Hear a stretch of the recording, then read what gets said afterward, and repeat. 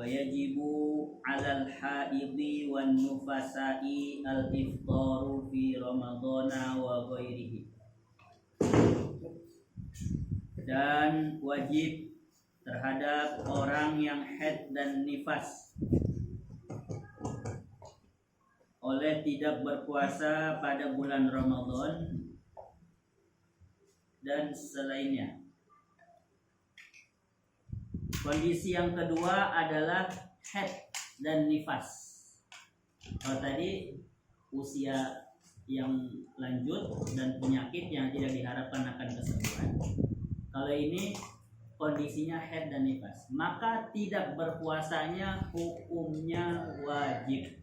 Hukumnya wajib. Kalau tadi hukumnya boleh. Makanya tadi saya bilang, kalau orang tua mau memaksakan dirinya berpuasa, ya udah silakan. Karena kan nggak wajib. Tapi tetap kita selaku anak, karena kita tahu kondisi orang tua kita yang udah tua, tetap keluarkan fidyah walaupun si orang tua puasa, karena puasa menurut dia. Kita juga batal siang-siangan karena udah nggak kuat kan.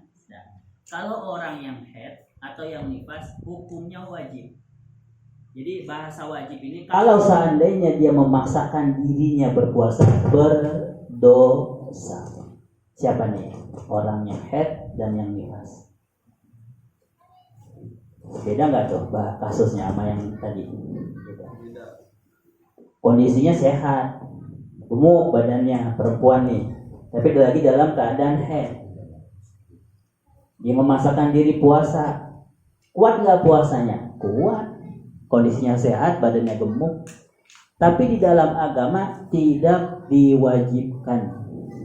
Maka dia harus turut. Orang-orang yang haid, begitu juga yang nifas, dikategorikan orang-orang yang tidak mampu berpuasa dalam tinjauan agama, bukan dalam tinjauan medis. Beda nih. Ini beda nih. Ada orang yang tidak mampu berpuasa dalam tinjauan medis dan ada orang yang tidak mampu berpuasa dalam tinjauan agama. Nah, orang yang haid dan yang nifas ini dalam tinjauan agama. Walaupun dari tinjauan medis dia sehat-sehat aja. Malah itu adalah tanda kesuburan. Betul nggak tuh katanya? Tidak mampu karena dalam tinjauan agama. Andai kata dia paksakan untuk berpuasa nih, si yang haid dan yang nifas, maka puasanya bukan sebagai apa? Sebagai tanaman dia untuk meraih pahala, tapi justru menjadi tanaman dia meraih dosa. Dia mau puasa. Kita bilangin nih orang tua kita atau istri kita atau anak kita yang sudah sampai pada usianya, kalau lagi sedang haid ataupun nifas, maka tidak wajib untuk berpuasa pada hari itu. Terus gimana puasanya? Maka untuk puasanya diqodho nanti sesudah selesai bulan Ramadan. Ada wajib qodho, ada wajib qodho. Kalau orang tua dan yang tadi sakit dengan penyakitnya yang tidak diharapkan kesembuhan, ada wajib qodho? Enggak. Tapi kalau yang haid dan yang nifas sesudah Ramadan dan masuk bulan Syawal atau kapan, silakan. Dia punya hutang membayar puasa Ramadan yang dia tidak kerjakannya.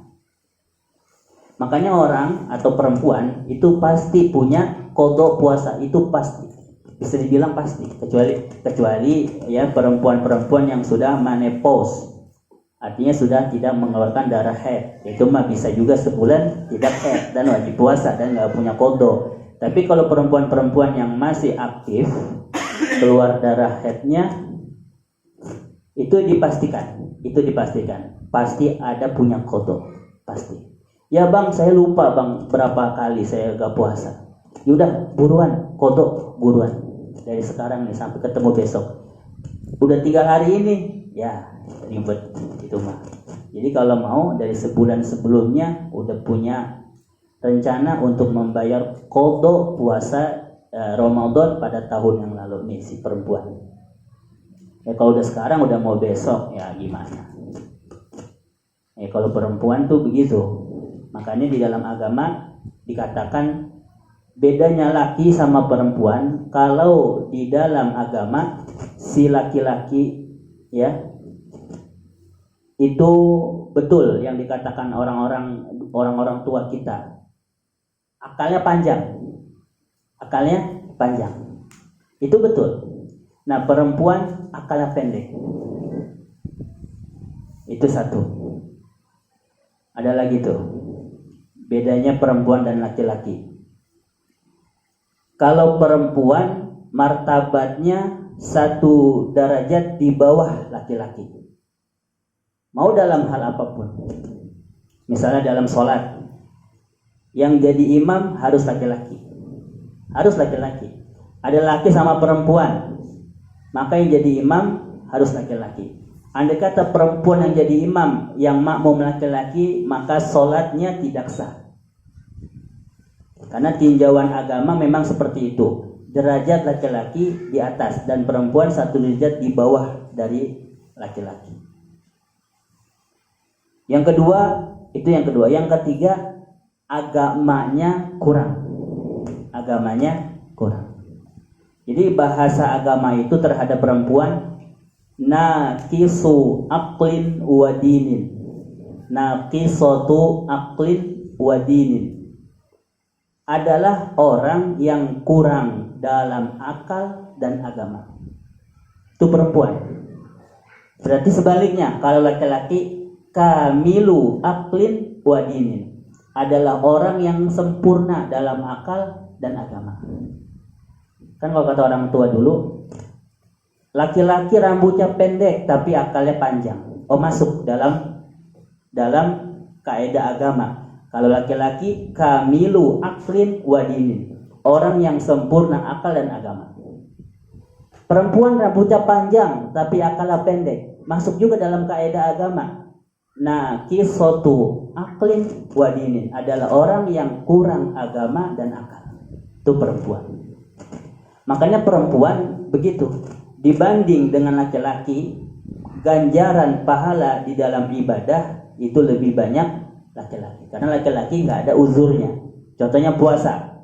Laki-laki Ramadan, dia bisa puasa Ramadan sebulan penuh tanpa ada halangan, ya kecuali kondisi-kondisi tertentu.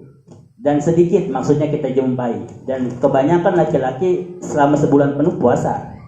Tapi perempuan ada aja bolongnya karena lantaran head seperti itu. Artinya kan dalam agamanya sudah kurang tuh. Itu puasanya, belum lagi masalah sholatnya, belum lagi ya masalah yang lainnya seperti itu. Jadi kalau dilihat atau ditinjau dari pandangan agama, memang seperti itu ketentuannya. Waduh, enak dong sebagai laki-laki. Boleh dong kita membanggakan diri di hadapan perempuan? Jangan. Pernah suatu ketika di zaman Rasulullah Sallallahu alaihi wa alihi wa sahbihi wasallam, salah seorang istrinya beliau mengadu, menyampaikan perihal tentang, kalau begitu duhai Rasul, pahala yang diraih kaum laki-laki lebih banyak dong ketimbang kita kaum perempuan. Rasulullah Sallallahu alaihi wa alihi wa sahbihi wasallam ditanyai seperti itu. Jadi seakan ini si istri ada kecemburuan sosial. Pahala lebih banyak diperoleh kaum laki-laki. Kewajiban jihad hanya untuk mereka, duhai Rasul. Kaum perempuan tidak ada kewajiban jihad. Terus pahala jihad mereka peroleh dong. Terus bagaimana dengan kaum wanita? Gitu. Itu ada pertanyaan. Jadi apa istilahnya? Menyetarakan gender. Itu artinya apa tuh? Ya, kalau zaman sekarang sebetulnya dalam agama nggak ada istilah menyetarakan begitu. Pokoknya kalau perempuan mesti dibawa derajatnya dari laki-laki. Mau dari akal, mau dari agama. Rasulullah menjawab bagaimana tentang pertanyaan yang diajukan istrinya. Beliau bilang, oh tidak. Di hadapan Allah Subhanahu wa ta'ala tidak seperti penilaian manusia terhadap sesama.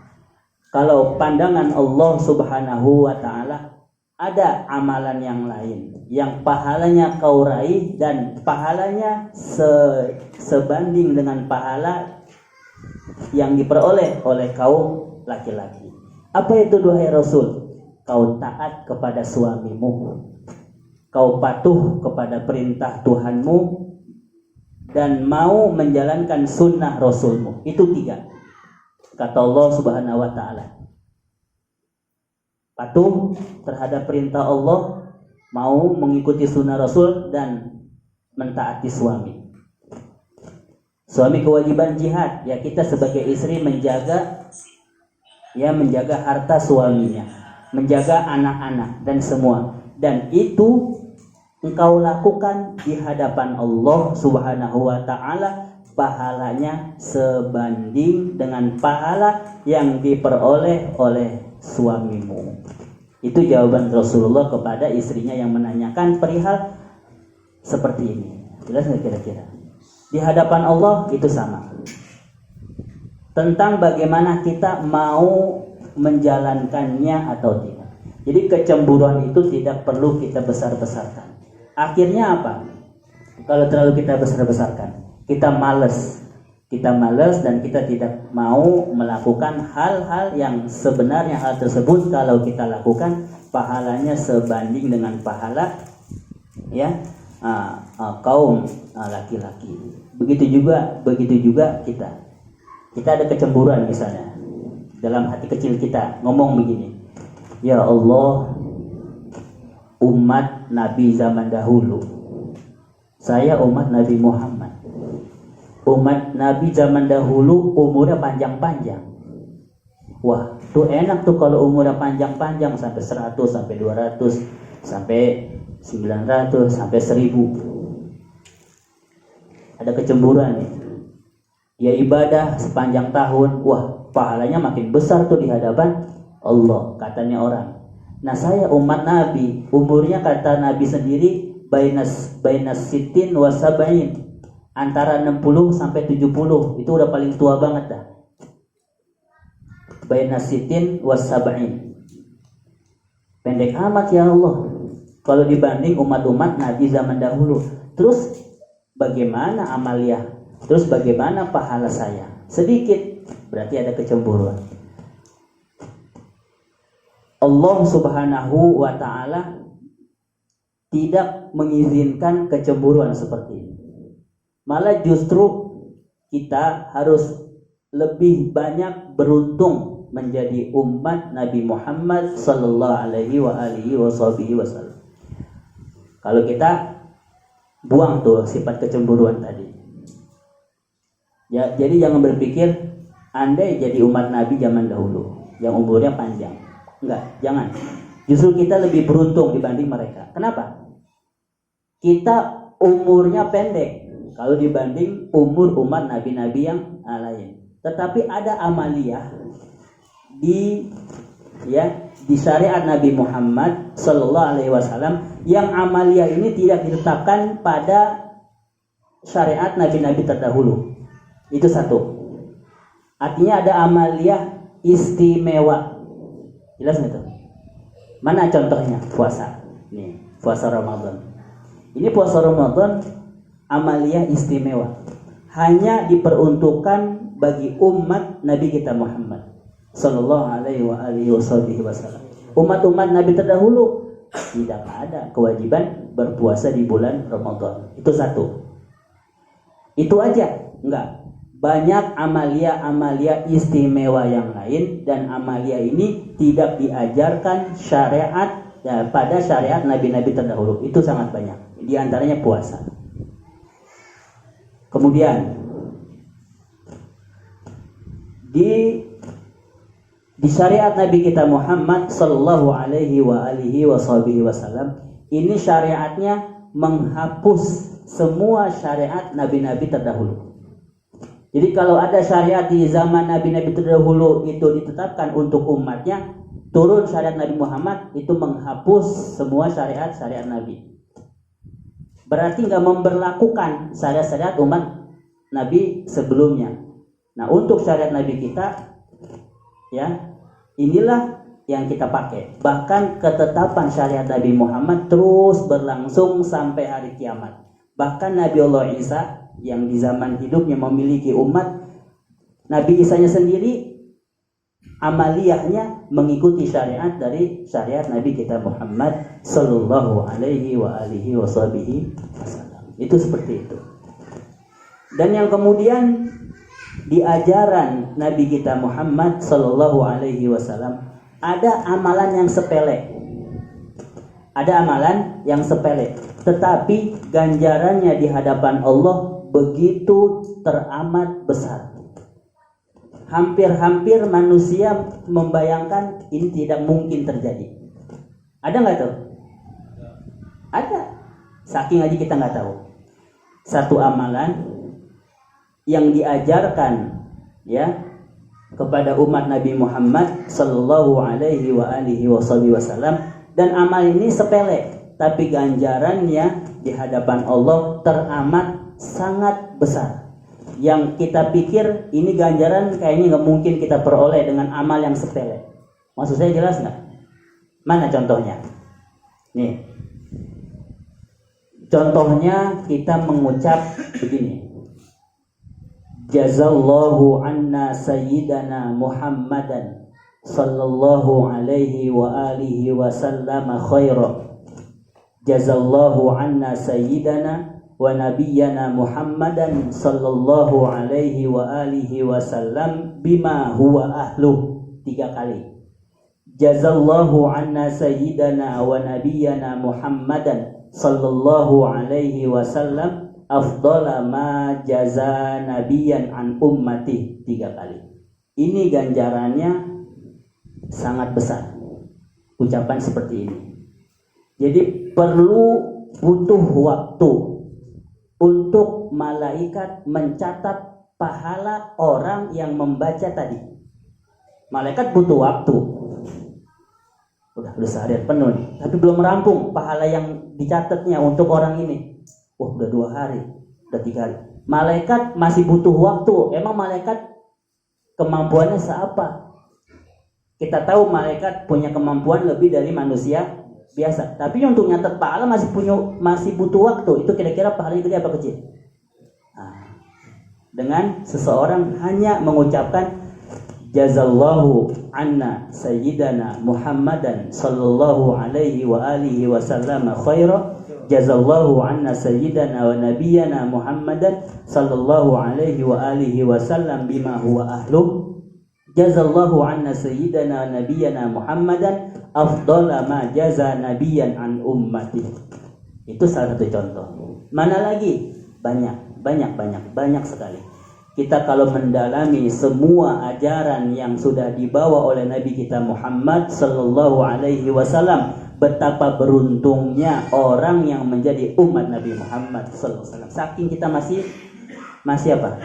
Sedikit pengetahuan daripada ajaran Nabi Muhammad, sehingga ada kecemburuan dengan umat-umat Nabi terdahulu yang memiliki umur-umur yang panjang sampai ribuan tahun. Tapi amaliyahnya nggak seperti amaliyah yang kita kerjakan. Jelas itu? Baca surat. Surat yang paling pendek di dalam Al-Quran apa misalnya? Itu ganjarannya melebihi ganjaran orang yang baca Quran berkali-kali. Ada.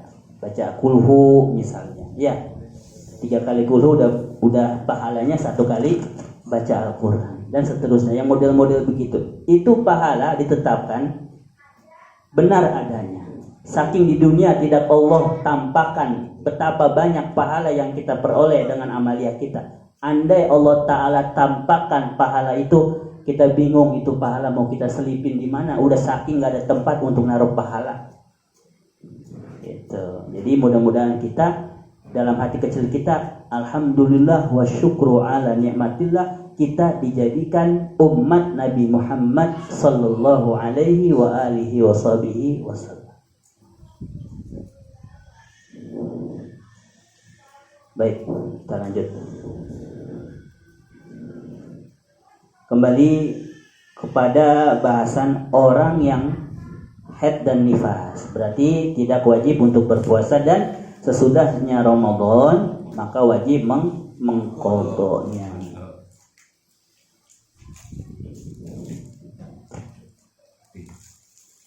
Ada orang di tengah hari puasa. Ada orang di tengah hari puasa. Tahu-tahu batal. Mungkin nggak terjadi. Mungkin ya, itu masing-masing kondisinya. Maka ya setelah Ramadan selesai dia wajib mengqadha di hari itu. Betul nggak tuh? Dah.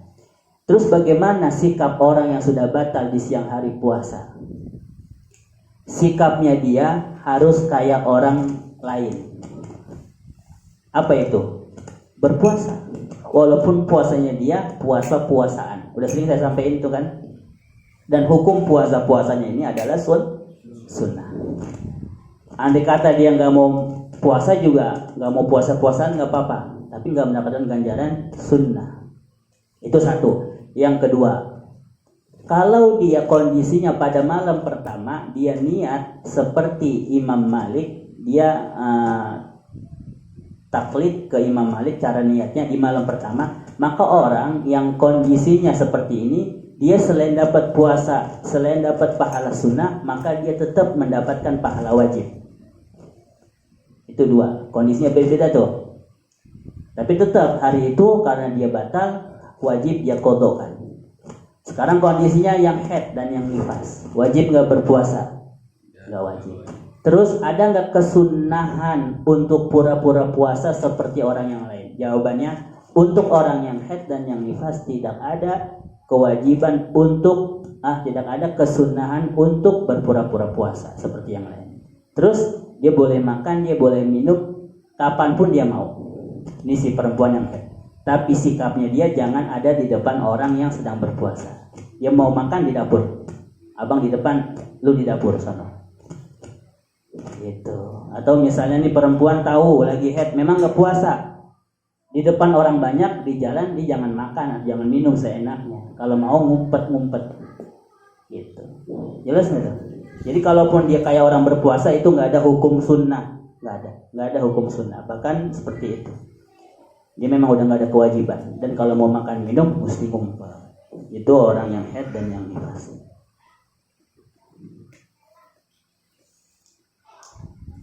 Kecuali ini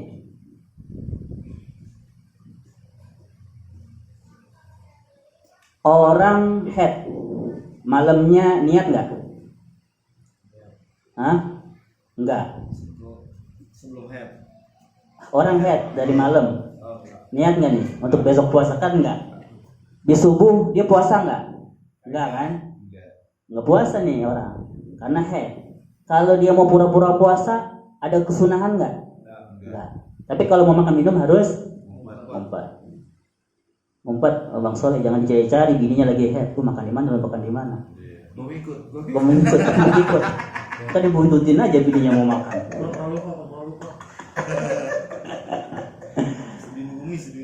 Sampai waktu siang hari, ini perempuan yang haid, tahu-tahu darahnya berhenti. Terus, kalau kondisinya begitu, maka ada kesunahan untuk berpura-pura puasa. Jadi kalau darahnya berhenti di pertengahan hari, atau misalnya asar atau zohor asar, darahnya berhenti dari haidnya, kan tetap nggak berpuasa hari itu, tetap, dan wajib qadha pokoknya. Nah, kalau kondisinya darahnya berhenti di tengah hari atau mau habis zuhur atau mau habis asar, maka ada kesunahan baru untuk berpura-pura puasa. Jelas nggak tuh? Nah, diingat itu. Yang kayak begitu-begitu kadang suka lupa kalau nggak dicatat. Jadi kalaupun yang nggak dicatat tapi ingat ya alhamdulillah. Jadi diingatkan itu. Dan tanya sama istri kita atau sama orang tua kita, darah lu udah berhenti belum? Nah kalau berhenti, emang tadi pagi dia nggak niat, lu harus sunnah, lu harus pura-pura berpuasa dan hukumnya sunnah. Tapi kalau memang darahnya terus saja sampai maghrib, nah itu seharian penuh, nah dia udah bebas makan minum, tapi dengan adab, dengan sikap-sikap yang diajarkan. Jangan sampai kita ngegodain Orang yang berpuasa nih bang, gue makan apa bang? Plak plak plak, ada suara jiplak jiplak jiplak. Sundel di bini. juga jangan.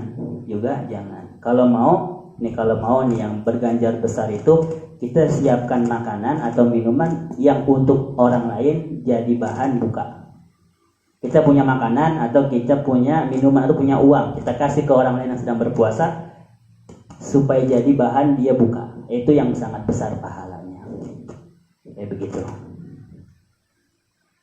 Ini puasa wajib. Kalau puasa sunnah, nah si laki-laki ini boleh dia mau batalkan. Lihat bininya makan ya dia ikut makan, gak apa-apa.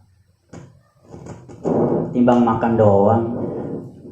Timbang makan doang kalau puasa sunnah mah boleh dibatalkan. Boleh. Kita nenamu.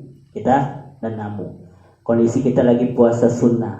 Si tamu menyiapkan hidangan makanan, maka adab kita tidak batalin puasa. Kita makan hidangan dari tetamu yang sudah disiapkan. Begitu. Itu puasa sunnah. Tapi kalau puasa wajib tidak ada izin untuk dibatalkan. Jelas itu? Ya.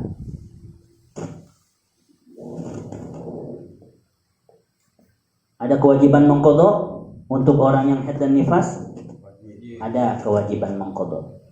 Wa yajuzu fi ramadhana lil musafiri idza kana safaruhu tawilan jaizan walau qadara 'ala as-shaumi wal afdalu lahu an yasuma idza lam yahsul lahu masyaqqatun. Dan boleh pada bulan Ramadan bagi orang yang musafir, orang yang berjalan, orang yang berpergian. Boleh bagi orang yang musafir idza kana safaruhu tawilan, apabila perjalanannya itu jauh. Jaizan lagi boleh untuk orang yang musafir untuk tidak berpuasa. Dengan catatan perjalanan yang dia akan tempuh adalah perjalanan jauh dan hukum berjalannya adalah boleh. Ini kebolehan bagi orang yang musafir untuk tidak berpuasa. Walau qadaru 'ala shaumi, meskipun dia mampu menjalankan puasa seharian penuh. Meskipun dia mampu. Orang yang musafir mau musafir, artinya musafir apa? Orang yang berjalan dengan perjalanan yang jauh. Sekarang orang musafir tapi perjalanannya pendek, ya dari sini mau ke Bude. Kan berjalan juga namanya. Atau dari sini ke warung atas Madura masih pendek. Sekarang ukuran panjangnya ini, ukuran jauhnya ini seapa? Ukuran jauhnya adalah 90 km. Ini udah saya kasih batasan maksimal. Ulama katakan 83 km udah cukup. Saya kasih batasan maksimal 90 kilo udah. Kalau sudah perjalanannya sampai batas tempuh 90 kilo, maka ini orang dikategorikan orang yang musafir dengan perjalanannya yang jauh. Karena jarak tempuhnya udah 90 kilo. Tinggal kita tahu dah tuh dari sini kemana, dari sini kemana.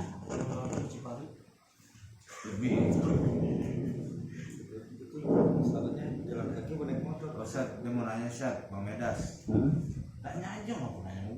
Itu dengan syarat musafir itu jalan kaki apa? Mau jalan kaki, lo kan jalan kaki. Zaman sekarang ada motor, ada mobil. Walaupun naik mobil, walaupun dia naik pesawat, kan kita nggak rasa capek. Kalau jaraknya sampai 90 km naik motor nggak capek, atau naik mobil atau naik pesawat apalagi. Meskipun orang tersebut tidak merasakan capek dengan perjalanan yang jauh tadi karena mengendarai kendaraan, meskipun, maka dia ada kebolehan di dalam agama untuk tidak berpuasa di bulan Ramadan. Tapi hari itu wajib qadha. Hari itu tetap wajib qadha. Cuman kebolehannya di hari itu kan dia mau musafir, dia mau makan, dia haus, dia mau minum. Dia mau pakai bininya, dia lagi puasa repot juga. Kan kalau lagi nggak puasa, dia mau pakai kapan pun di mobil juga nggak apa-apa.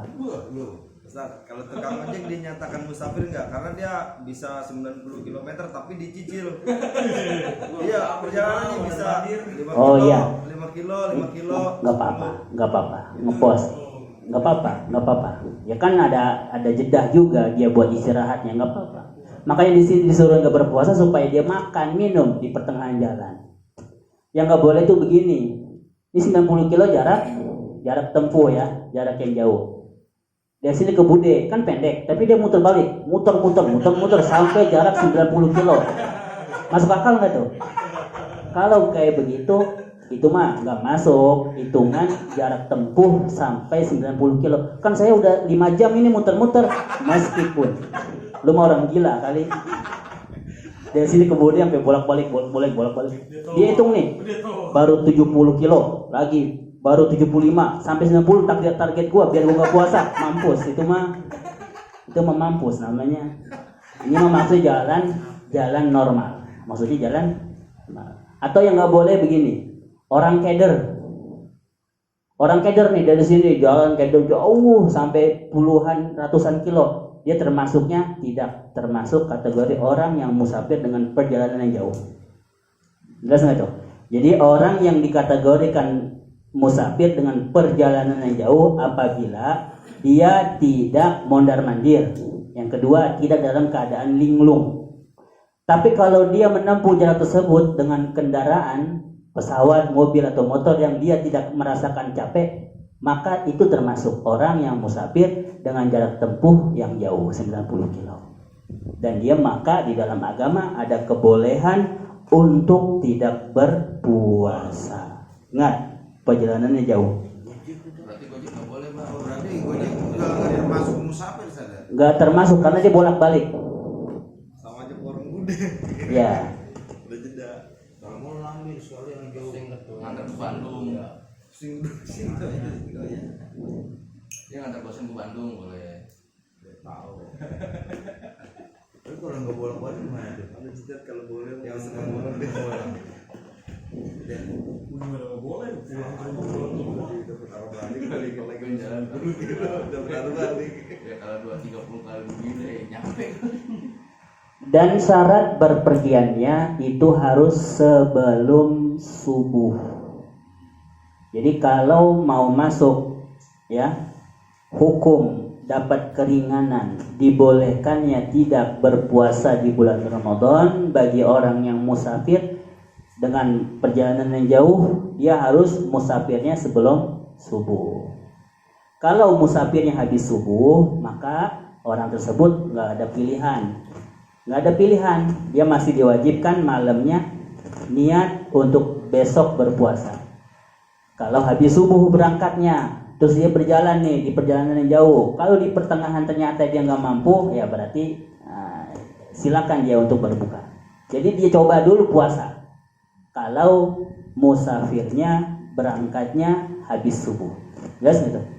Tapi kalau sudah dari sebelum subuh, ya udah langsung aja nggak puasa, nggak apa-apa. Tapi kalau habis subuh wajib puasa sampai nunggu batas aus, batas lemesnya kapan di perjalanan. Tapi tetap paginya puasa, malamnya niat. Kenapa? Karena ini orang perginya habis subuh. Nah kalau udah dirasa nggak kuat, lemes, baru dah dia buka, nggak apa-apa. Dan hari itu wajib untuk mengqadhakan puasa. Jelas nggak tuh? Emang ada yang mau musafir?